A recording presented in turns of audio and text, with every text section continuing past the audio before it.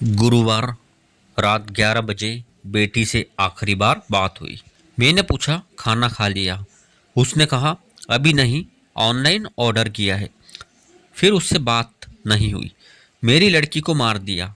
बहुत मेहनत करके उसे डॉक्टर बनाया था। यह है 31 साल की उस ट्रेनी डॉक्टर की मां का दर्द जो कोलकाता के आरजी कर मेडिकल कॉलेज एंड हॉस्पिटल में काम करती थी। चेस्ट मेडिसिन डिपार्टमेंट में पीजी सेकेंड ईयर की स्टूडेंट थी। शुक्रवार 9 अगस्त को हॉस्पिटल के सेमिनार हॉल में उसकी डेड बॉडी मिली। पोस्टमार्टम रिपोर्ट से पता चला कि मर्डर से पहले उससे रेप किया गया था। शरीर पर चोट और खरोच के कई निशान थे। चेहरे और आंखों पर खून के धब्बे थे। प्राइवेट पार्ट से खून बह रहा था।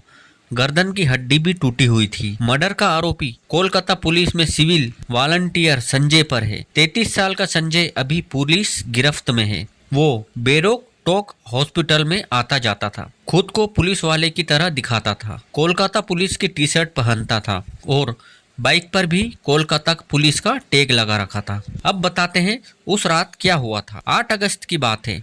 ओलंपिक में जेवलिन थ्रोअर नीरज चोपड़ा का इवेंट था। गोल्ड मेडल की उम्मीद थी, इसलिए ट्रेनी डॉक्टर का 4 जूनियर डॉक्टर के साथ ओलंपिक देख रही थी। बाहर से खाना ऑर्डर किया था। नीरज चोपड़ा इवेंट रात करीब 2 बजे तक चला। नीरज के सिल्वर मेडल जीतने के बाद पांचों डॉक्टर ने इमरजेंसी बिल्डिंग की तीसरी मंजिल पर बने सेमिनार हॉल में साथ खाना खाया। इसके बाद बाकी लोग चले गए। ट्रेनी डॉक्टर सेमिनार हॉल में ही रुक गई। उन्हें पढ़ाई करनी थी। पढ़ते पढ़ते उनकी नींद लग गई। रात 3 बजे कुछ डॉक्टरों ने उन्हें सेमिनार हॉल में सोते हुए देखा था। अगली सुबह करीब 9 बजे वही उनकी डेड बॉडी मिली। पुलिस और जुडिशियल मजिस्ट्रेट मौके पर पहुंचे।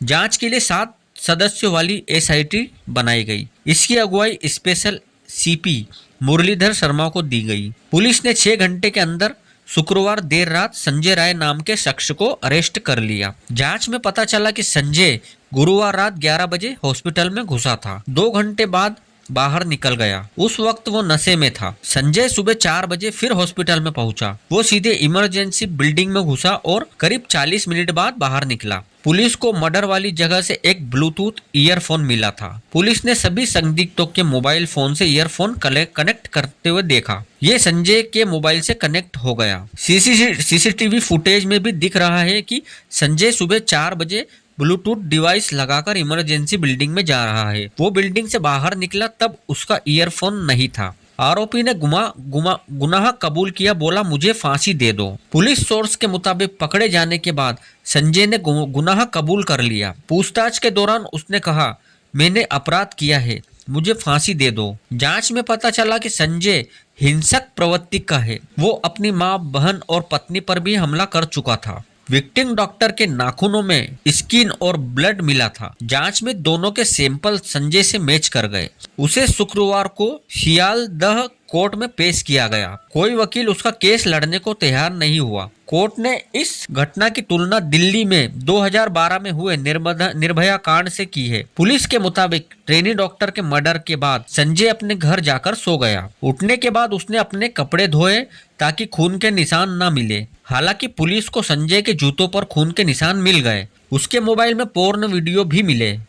आरोपी का क्रिमिनल रिकॉर्ड दोस्त 2 लाख रुपए ठगे। सोर्स बताते हैं कि संजय 2019 में सिविल वॉलंटियर के तौर पर कोलकाता पुलिस से जुड़ा था। वो डिजास्टर मैनेजमेंट ग्रुप में था। बाद में उसे डिपार्टमेंट के वेलफेयर सेल में भेज दिया गया। इस दौरान उसने डिपार्टमेंट में कनेक्शन बना लिए। इसके दम पर ही उसे पुलिस की 4थी बटालियन के कैंपस में रहने की जगह मिल गई। बाद में उसकी पोस्टिंग आरजी कर मेडिकल कॉलेज में कर दी गई। संजय का बैकग्राउंड जानने के लिए गांव पहुंचा। यहाँ के लोग कैमरे पर नहीं आए, लेकिन बताया कि संजय गांव में बहुत बदनाम था। लड़कियों से शादी का वादा करके फिजिकल रिलेशन बनाता था। सेक्स वर्कर के पास जाता था। नौकरी लगवाने के बदले पैसे वसूलता था। उसने जिससे भी पैसे लिए कभी लौटाए नहीं। गांव में हमें संजय के बचपन के दोस्त रविशंकर मिले। वे उसके घर के बगल में फास्ट फूड की दुकान पर काम करते हैं। रविशंकर बताते हैं संजय ठीक आदमी नहीं था। उसका पुलिस वालों के साथ उठना बैठना था। संजय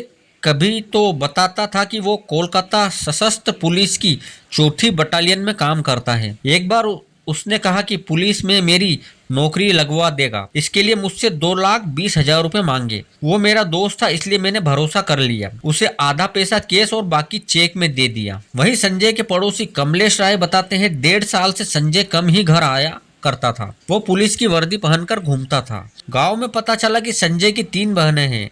एक बहन कोलकाता पुलिस में सब इंस्पेक्टर और दूसरी होमगार्ड है। हालांकि उन्होंने संजय से रिश्ता खत्म कर लिया है। घर में सिर्फ संजय की माँ और छोटी बहन रहती है। हम उनसे मिले पहुंचे। संजय की माँ कहती है मेरा बेटा ऐसा कर नहीं सकता। वो कई दिनों से घर नहीं आया है। जब भी आता रात में 2 या 3 बजे ही आता था। इसके अलावा मैं कुछ नहीं जानती। पड़ोसी बताते हैं कि संजय की माँ मेंटली डिस्टर्ब है। छोटी बेटी घर पर माँ की देखभाल करती है। पुलिस सूत्र बताते हैं कि संजय की 4 पत्नियां थी। संजय उनसे मारपीट करता था इसलिए 3 पत्नियां उसे छोड़कर चली गई। चौथी पत्नी की मौत कैंसर से हुई थी। संजय की सास दुर्गा देवी बताती है कि संजय उनकी बेटी को बहुत पीटता था। वो 3 महीने की प्रेग्नेंट थी तब भी उसे रोज मारता। वो पुलिस के पास भी गई थी लेकिन कुछ नहीं हुआ। संजय की पहली पत्नी ने 4 अगस्त 2022 को कालीघाट पुलिस स्टेशन में शिकायत दर्ज कराई थी। हालांकि संजय के खिलाफ कोई कार्रवाई नहीं की गई। संजय की बहन सबिता राय कहती है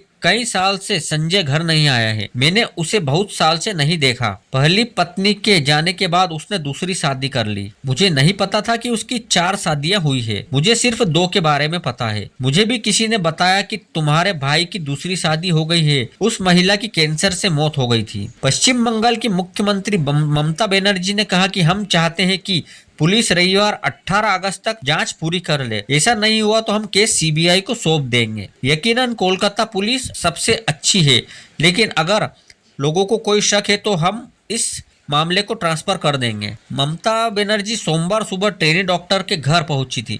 इससे पहले उन्होंने ट्रेनी डॉक्टर के पिता से फोन पर बात की। उनसे कहा कि सरकार हर मुमकिन मदद करेगी। दोषी को कड़ी सजा मिलेगी। ट्रेनी डॉक्टर से रेप और मर्डर के बाद बीजेपी ने कोलकाता में प्रोटेस्ट किया। इस दौरान सेंट्रल क्रिमिनल और बीजेपी के प्रदेश अध्यक्ष सुकांत मजूमदार ने कहा टीएमसी इस तरह की घटनाओं का डेटा छिपा सकती है लेकिन इनसे साबित होता है कि बंगाल में महिलाएं अच्छी स्थिति में नहीं है।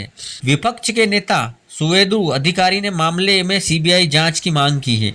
उन्होंने कहा राज्य सरकार ने मामले की गंभीरता को नजरअंदाज कर रही है। लगता है कि सरकार अपनी लापरवाही छिपा रही है या इस मामले को सीरियसली नहीं ले रही है। वही सीपीएम के स्टेट सेक्रेटरी मोहम्मद सलीम ने कहा city of Joy city of डर में बदल गई है। तृणमूल सरकार में कोई भी सुरक्षित नहीं है। उधर कोलकाता पुलिस कमिश्नर विनीत गोयल ने कहा कि हमने आरोपी को परिस्थितिजन्य साक्ष्यों के आधार पर गिरफ्तार किया है। हम परिवार, डॉक्टर और स्टूडेंट के साथ खड़े हैं। पुलिस सुनिश्चित करेगी कि आरोप अदालत में साबित हो गए तो आरोपी को ज्यादा से ज्यादा सजा मिले। अगर कोई इस मामले की सीबीआई जांच चाहता है तो वो अपील कर सकते हैं। 3 लाख डॉक्टर हड़ताल पर। सोमवार सुबह RG Kar medical college and hospital के प्रिंसिपल प्रोफेसर संदीप घोष ने इस्तीफा दे दिया। घटना के विरोध में प्रदर्शन कर रहे डॉक्टर उन्हें हटाने की मांग कर रहे थे। इस्तीफे के बाद डॉक्टर संदीप घोष ने कहा ट्रेनी डॉक्टर मेरी बेटी की तरह थी। सोशल मीडिया पर मेरी बदनामी हो रही है। मैं नहीं चाहता कि कभी किसी और के साथ ऐसा हो। घटना को लेकर सोमवार को ही देश भर के 3 लाख स्टूडेंट डॉक्टर हड़ताल पर चले गए।